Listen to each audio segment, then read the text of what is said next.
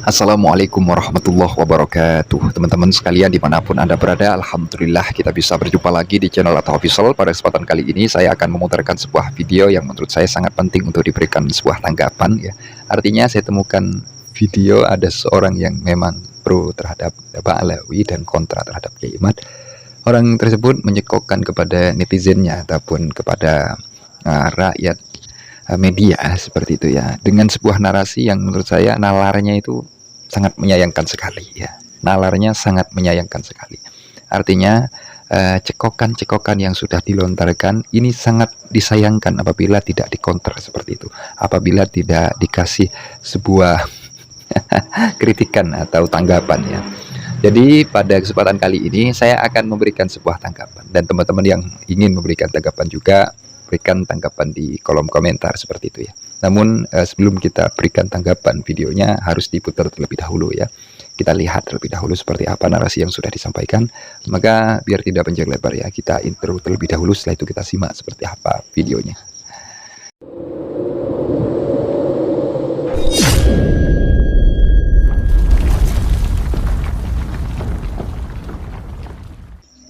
Assalamualaikum warahmatullahi wabarakatuh.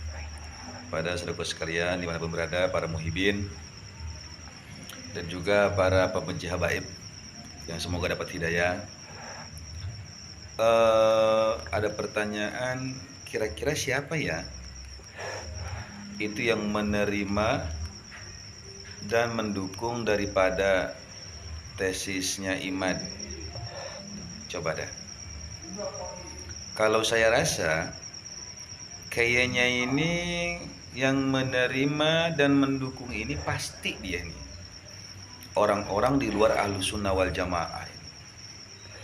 Pasti kalau Imad ini menuangkan, mengutarakan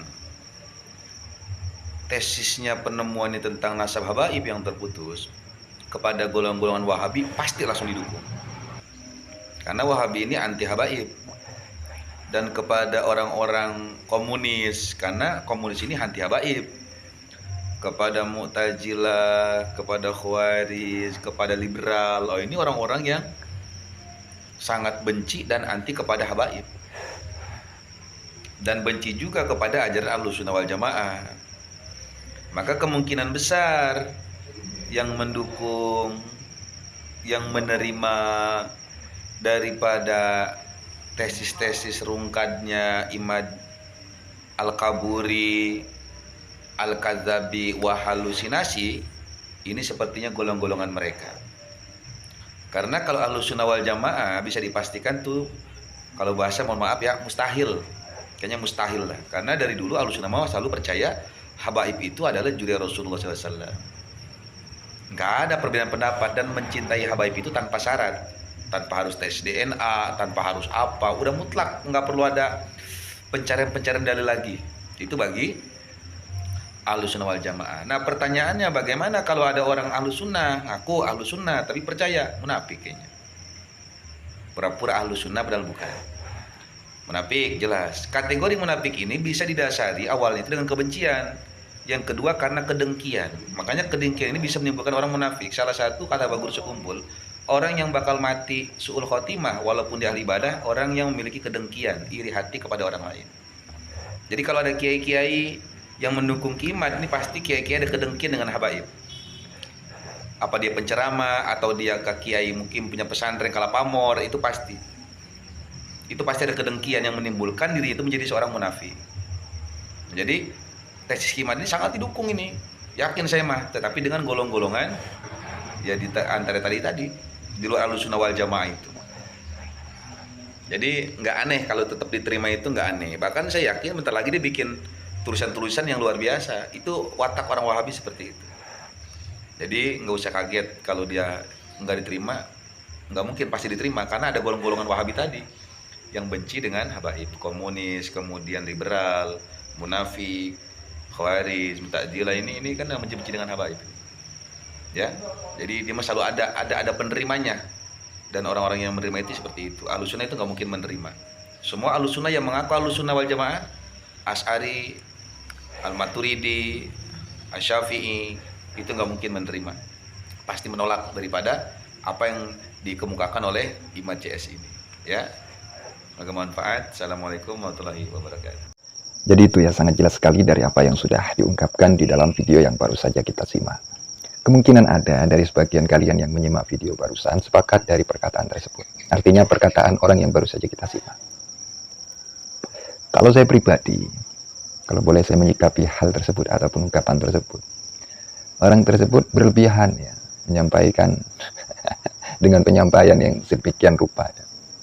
Seakan-akan orang yang mendukung tesis Kiai Imad itu adalah orang-orang yang sudah keluar atau keluar dari Ahlus Sunnah wal Jamaah. Maksudnya apa? Maksudnya ketika sudah dipertanyakan apakah orang yang meragukan habaib di luar Ahlus Sunnah wal Jamaah, pastinya ia akan bingung. Pastinya ia akan bingung. Kenapa seperti itu? Karena sekarang kita itu berbicara tentang ilmu. Ya, ketika ilmu itu sudah menyimpulkan bahwa habaib ini diragukan, apakah ia, orang-orang yang mengikuti kajian yang sebegitu ilmiah, apakah ia akan dikatakan keluar? Ayolah, kita memakai logika sederhana seperti itu saja. Artinya ungkapan tersebut ya saya kira cukup rapuh, artinya tidak kuat, lemah lah ya. Apabila orang-orang yang mendukung Kiai Imad dikatakan orang-orang yang berpaham Wahabi ataupun berpaham liberal atau komunis dan lain sebagainya, saya kira itu perlu diolah terlebih dahulu. Ya. Habaib ini sejak kapan diakui sebagai dzurriyyah Nabi? Apakah di abad sesepuh habaib itu sudah diakui? Ya, artinya di abad terlahirnya Ubaidillah itu sudah diakui sebagai dzurriyyah Nabi di masa itu. Paham ya? Kan tercatatnya itu, katanya beliau yang sudah meneliti, di abad ke-9. Abad 9-10. Jadi ketika kita nalarnya sedemikian rupa, artinya tidak akan gampang mengatakan orang yang mendukung tesis Kiai Imad dikatakan sebagai orang yang kemungkinan besar di luar Ahlus Sunnah wal Jamaah. Jadi itu menurut saya terlalu berlebih-lebihan. Kita harus mengakui bahwa ada penumpang gelap. Artinya penumpang gelap itu ada orang-orang yang di luar Ahlus Sunnah wal Jamaah yang ikut mengkritik habaib, nasab habaib dan juga tingkah laku habaib. Itu memang ada. Siapa? Dari kalangan-kalangan Wahabi. Dan apabila ada langsung memukul rata, ya, orang-orang yang mendukung tesis Kiai Imad itu adalah orang-orang yang munafik ataupun orang-orang yang hasad, orang-orang yang seperti berpaham komunis, liberal, saya kira Anda akan ditertawakan oleh orang banyak. Akan ditertawakan oleh orang banyak.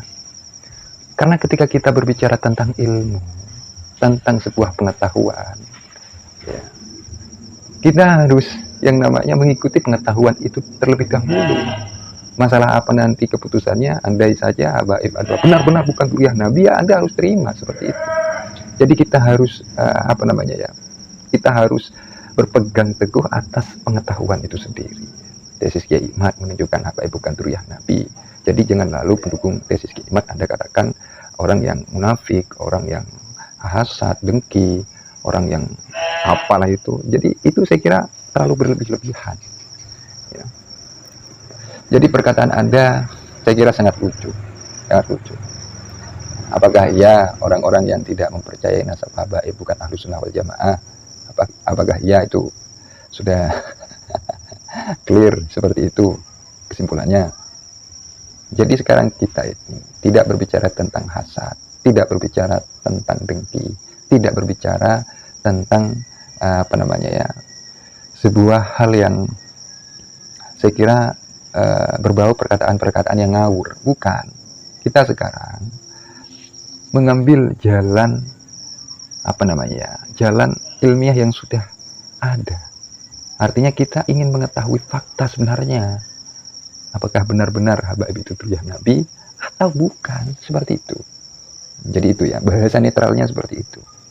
Jadi Anda yang pro habaib dan kontra terhadap Kiai Imad, ya Kiai Imad, Anda harus juga pintar-pintar mengolah kesimpulan, mengolah kabar-kabar yang ada. Jangan lalu Anda langsung katakan yang mendukung tesis Kiai Imam adalah orang-orang yang sedemikian rupa berpaham-paham ini, liberal dan komunis, dan itu kemungkinan besar dan apalah itu. Itu menurut saya sangat berlebihan. Itu saja ya, sangat berlebihan. Itu mungkin sangat cocok lah untuk dilontarkan pada saat ini. Dan mungkin itu saja ya. Sebenarnya ini video ringan ya, video ringan yang menurut saya sangat penting pula ya, untuk video yang baru saja kita simak ya, untuk dikomentari seperti itu. Artinya ini video edukasi ya. Dan mungkin itu saja. Semoga Anda dapat memahami perkataan ini. Apabila ada perkataan yang kurang sopan ataupun tidak baik, saya Al-Fakir mohon maaf sebesar-besarnya.